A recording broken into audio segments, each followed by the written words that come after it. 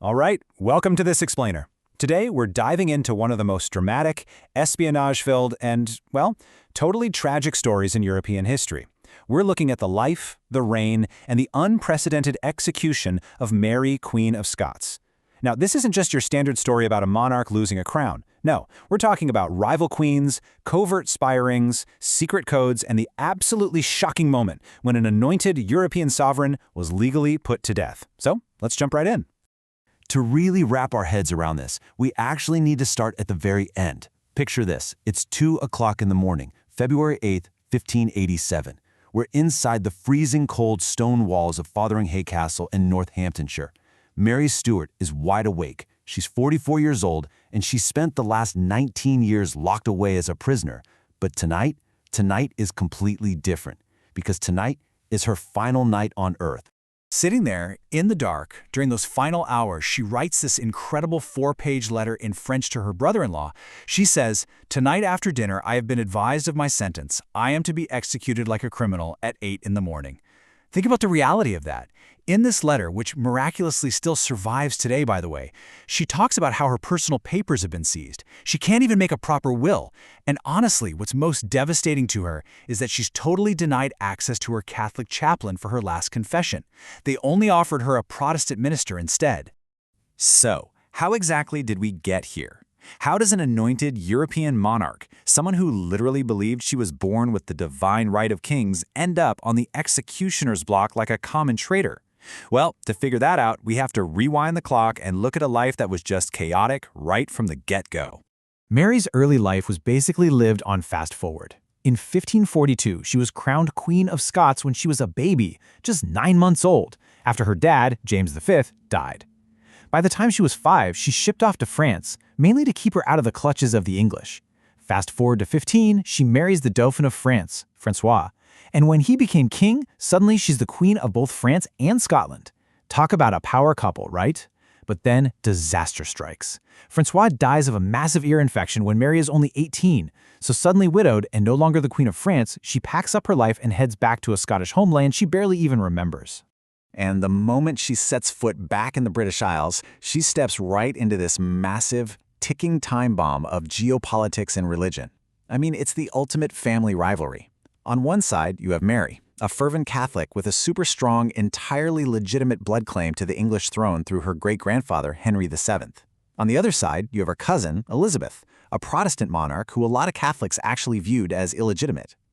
To Elizabeth, Mary wasn't just a rival. Her mere existence was a walking, breathing threat to her crown and her life. But honestly, Mary's problems weren't just in England. Her return to Scotland was, well, an absolute disaster.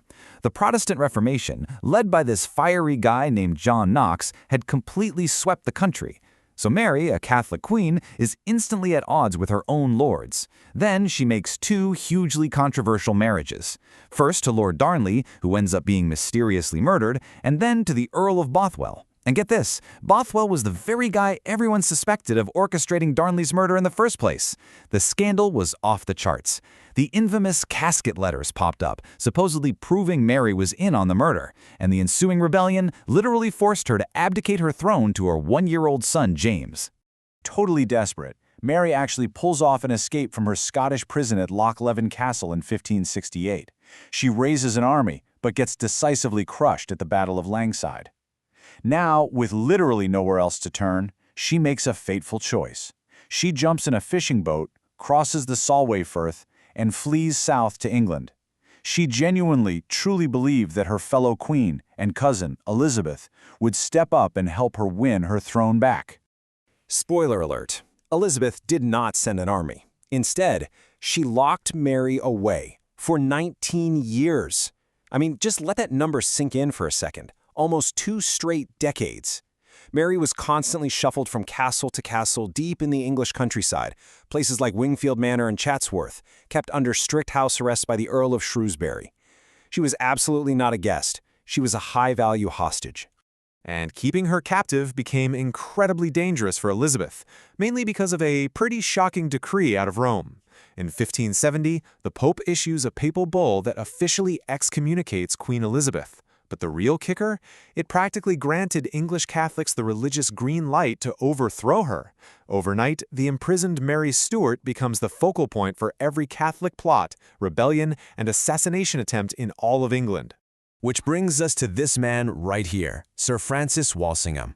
He was Elizabeth's Secretary of State and her legendary spy master. Honestly, think of him like a 16th century director of intelligence. Walsingham's one and only mission was to keep Elizabeth alive, and he knew Mary was the biggest threat on the board. So he built this vast, totally unprecedented spy network. We're talking informers planted in suspect households, double agents operating all over Europe, elite code breakers. This wasn't just medieval politics. This was a highly sophisticated intelligence operation. To really tighten the noose, Walsingham and the English Parliament pushed through something called the Bond of Association in 1584. This basically said that if anyone even tried to assassinate Elizabeth, Mary would be held entirely responsible and executed. And here's the crazy part.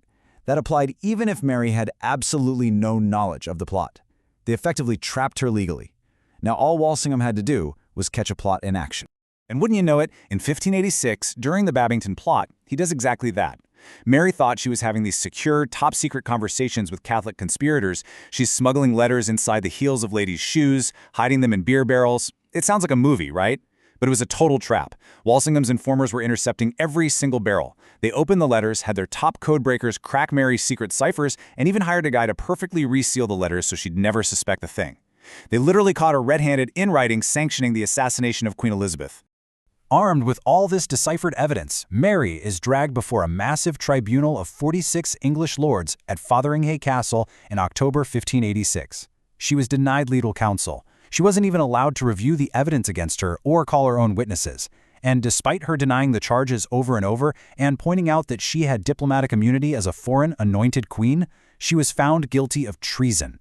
Treason against a country she wasn't even a citizen of. But here's the thing, executing an actual queen was basically unheard of. Elizabeth was terrified of the precedents it would set, so she delayed signing the death warrant for months.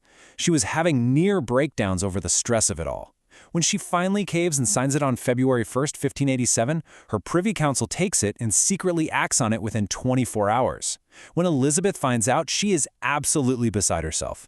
She reportedly shrieked, "What needed that haste?" She was just furious that they took that final, fatal decision completely out of her hands. Which brings us full circle, right back to where we started, February 8th, 1587. Sometime between 8 and 9 o'clock in the morning, Mary is summoned from her prayers. The Great Hall of Fotheringhay Castle has been completely covered in black cloth.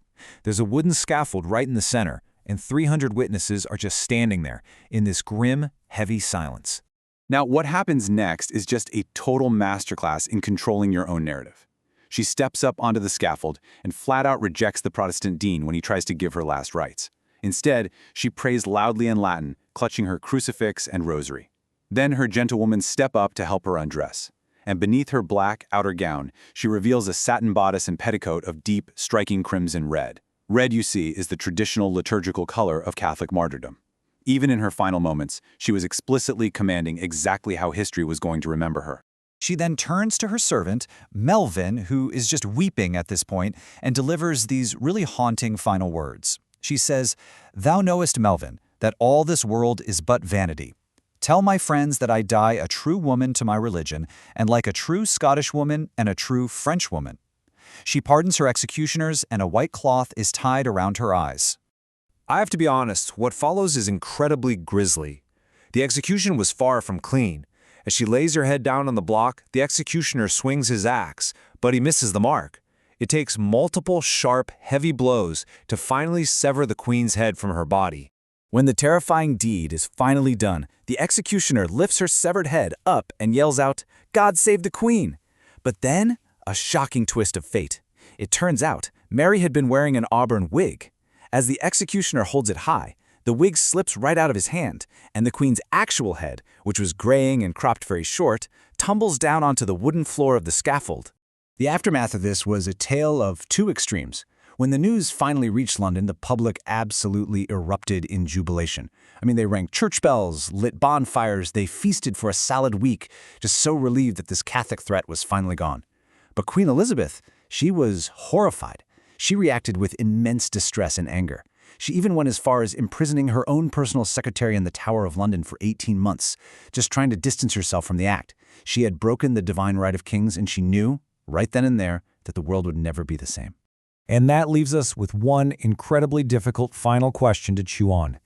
When you look at all the espionage, the vicious religious warfare, and her 19 years locked in a gilded cage, was the death of Mary Queen of Scots a cruel, completely unjustified betrayal of a captive monarch, or was it an unavoidable political necessity to secure the safety of an entire nation? It's a massive debate that historians are still arguing over today. Anyway, thank you so much for joining me for this explainer. I'd love to know where you stand on the ultimate fate of Mary Queen of Scots.